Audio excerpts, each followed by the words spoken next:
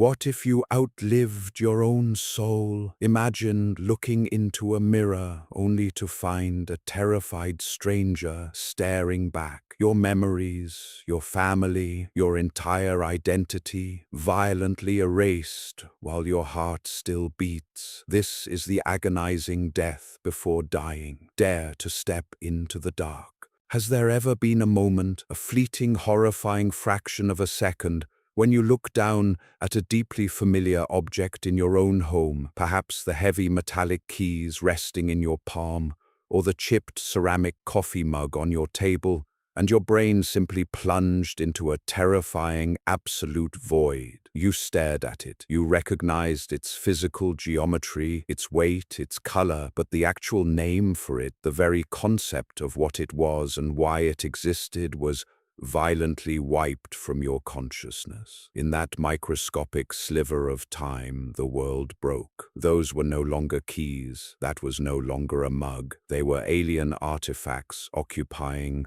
a sudden, terrifying emptiness. Then, just as abruptly, the linguistic tether snapped back into place. You blinked, exhaled a shaky breath, blamed it on a lack of sleep, and moved on with your day. But I need you to pause and ask yourself a truly chilling question. What if that momentary lapse did not end? What if that sudden, suffocating void was not a mere glitch of fatigue, but the new permanent architecture of your waking reality? Myth Eryndor men. Chao ki vi va kach ban. If you are brave enough to walk with me into the deepest, darkest corridors of the human mind, please take a moment to subscribe to the channel, giving us the motivation to continue crafting these haunting journeys into the unknown. Now, step forward and take hold of this flickering lantern. You and I are about to descend into a psychological abyss, so narrow, so deeply buried beneath the fragile facade of everyday human life that most people refuse to even acknowledge its existence until they are forcibly dragged into the dark. I speak to you not as a clinical observer, but as the memory archivist, the grieving custodian of a grand library where the books are spontaneously catching fire and turning to ash before my very eyes. We are not stepping into a sanitized medical ward today,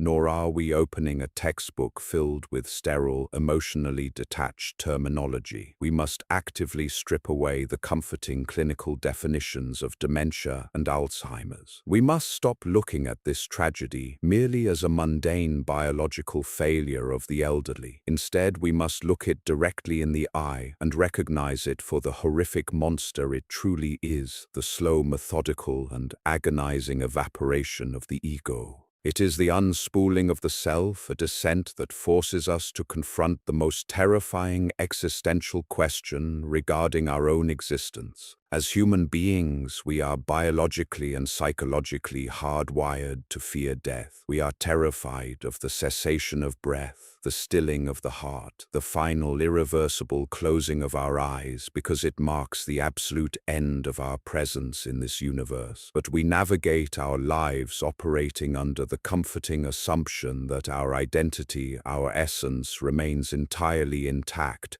right up until that final terminal heartbeat. What then happens when the sequence of mortality is cruelly inverted? What happens when the existence of the self ends years, sometimes decades, before the physical heart actually stops beating? Imagine the sheer, suffocating terror of outliving your own soul. You become a walking phantom, a biological shell that continues to stubbornly consume oxygen, digest food, and cast a shadow upon the earth. Yet the you who loved passionately, who wept bitterly, who accumulated a vibrant lifetime of irreplaceable experiences, has already passed away in absolute, unmarked silence. This is the first blank space. It is the death before the dying. It is an excruciating state of being where you are simultaneously a survivor and a corpse, wandering blindly through a twilight zone,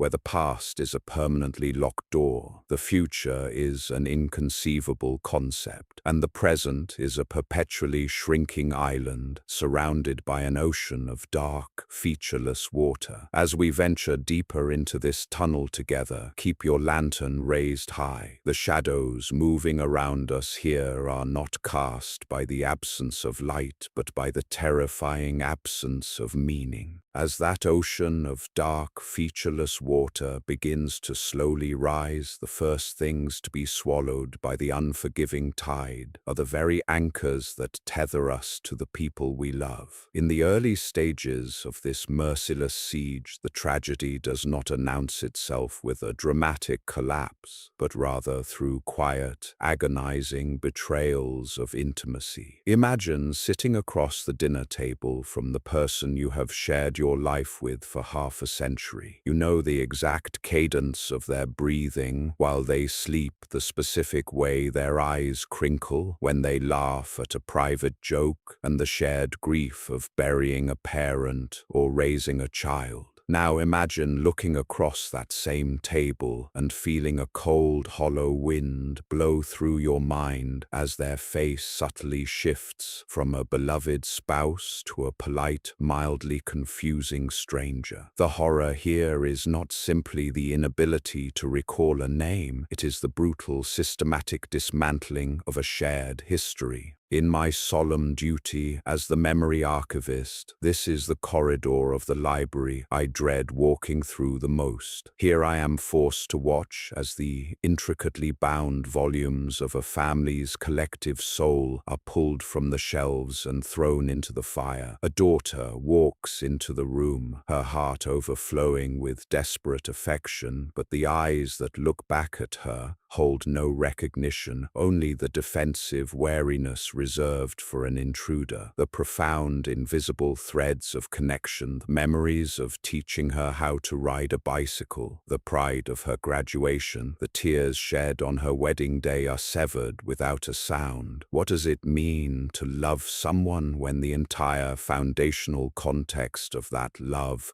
has been deleted? The afflicted individual is cast adrift in a horrifying state of social weightlessness. They are surrounded by people who claim to know them, who reach out with tear-stained faces and desperate embraces, but these gestures feel bizarre, unwarranted, and deeply alarming. The patient is constantly thrust into a theater where everyone else inexplicably knows the script while they have not even been told what the play is about. This erasure breeds a primal, exhausting paranoia. Every room is filled with phantom threats. Every well-meaning caregiver is a potential captor, and every locked door is a cage. The tragedy of this stage is fundamentally a tragedy of profound loneliness. You are physically surrounded by your entire family, yet you are utterly, completely alone in a universe that has suddenly been populated by imposters. You are grieving the loss of your family,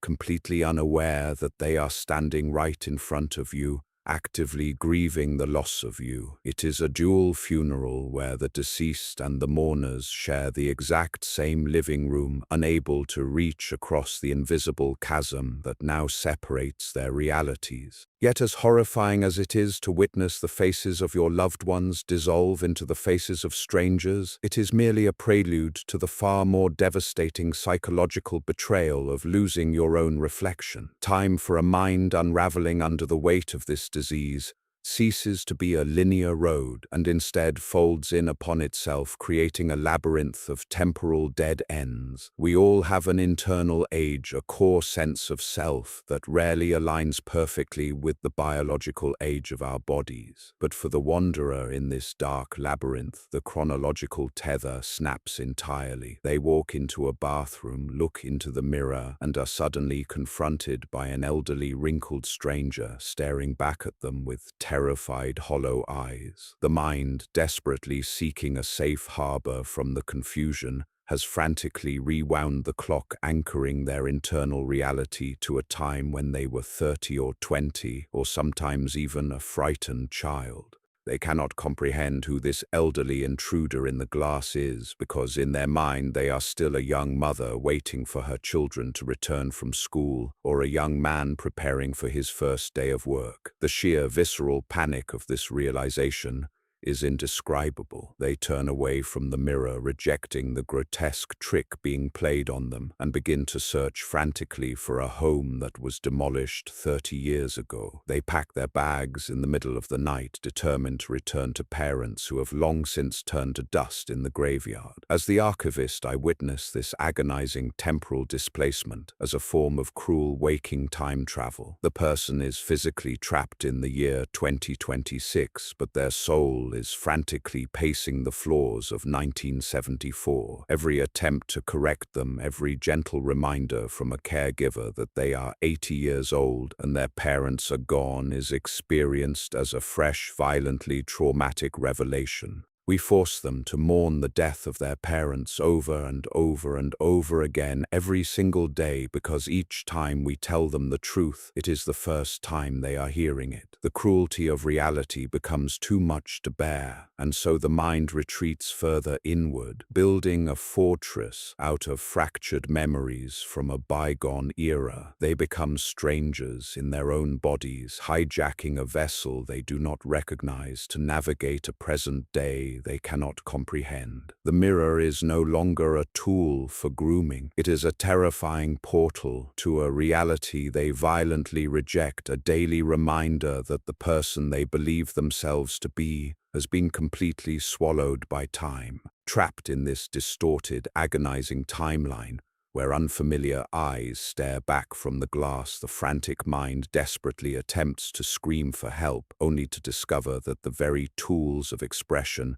have been permanently confiscated. If memories are the books in the grand library of the mind, then language is the very light that allows us to read them. As the disease advances, it slowly extinguishes this light, plunging the individual into the suffocating darkness of aphasia. It begins subtly, a misplaced noun, a sentence that trails off into the ether, the snapping of fingers as they try to summon a word that dances mockingly just out of reach on the tip of their tongue. But soon the thief grows bolder, stealing not just nouns but verbs, adjectives, and eventually the very architecture of grammar itself. Imagine experiencing a wave of profound, crushing sadness or a sudden, sharp physical pain, but when you open your mouth to articulate your suffering, all that emerges is a repetitive, meaningless syllable,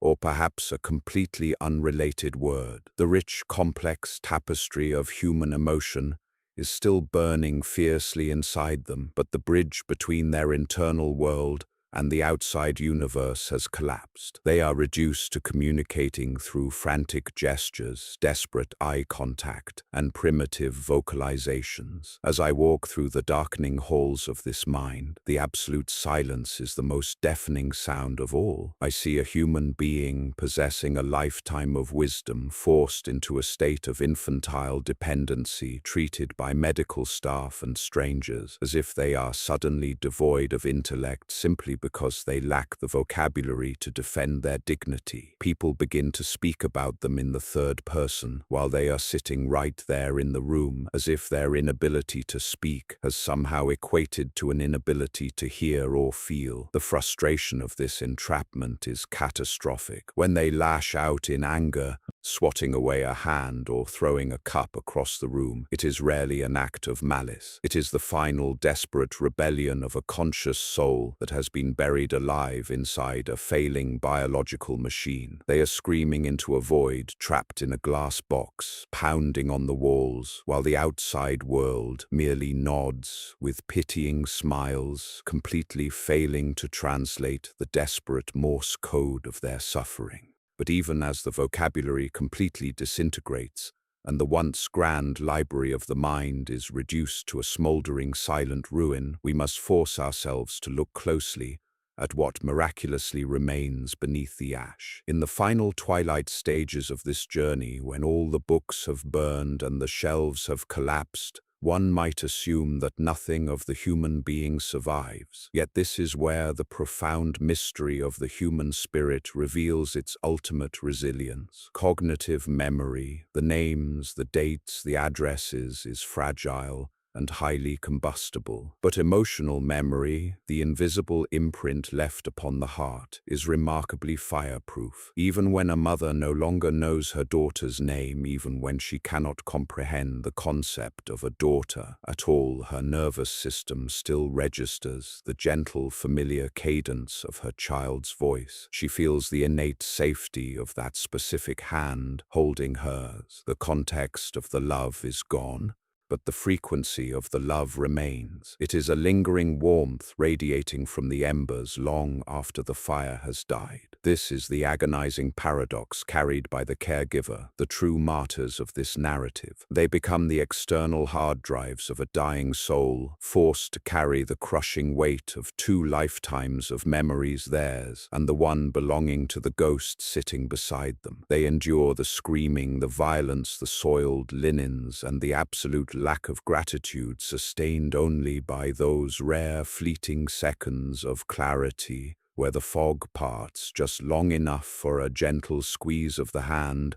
or a soft, familiar smile. As the memory archivist, I ask you not to look away from this final, devastating chapter. Do not pity them as empty vessels, but honor them as valiant warriors who fought a losing battle against the erasure of their own universe. And as you step out of this darkness and back into the light of your own life, I urge you to look at your own keys, your own coffee mug, the faces of your own family, and feel the terrifying, beautiful privilege of simply knowing what they are. Memory is not merely a record of where we have been. It is the very gravity that holds the constellation of our identity together. Guard it fiercely, cherish it deeply, and never ever take the unbroken mirror of your mind for granted. The journey through the fading mind is a profound tragedy, a systematic dismantling of identity, connection, and expression. We witness the agonizing loss of beloved anchors as family members morph into strangers, and the terrifying betrayal of the mirror when one's reflection no longer aligns with their internal timeline. The cruel theft of language further isolates the individual, trapping a vibrant, conscious soul inside a failing biological machine, entirely unable to articulate their suffering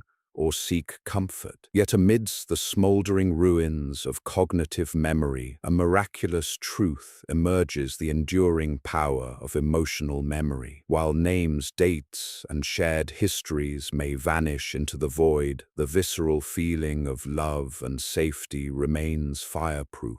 This narrative is not merely a tale of loss, but a testament to the unyielding human spirit and the extraordinary sacrifice of caregivers who bear the weight of 2 lifetimes. It reminds us that our memories are the gravity that holds our universe together, giving meaning to every relationship and every mundane object we touch. Ultimately, witnessing the unraveling of the mind teaches us to revere the present, recognizing that the ability to know who we are and who we love is not a guaranteed right, but a fleeting, beautiful privilege that must be fiercely cherished while the light still shines. Profound lesson learned. While the mind is fragile and cognitive memories are impermanent, the emotional frequency of love transcends intellect. Our identity is a temporary constellation held together by memory, making the present moment and the connections we forge the only true reality we possess. Application to current life.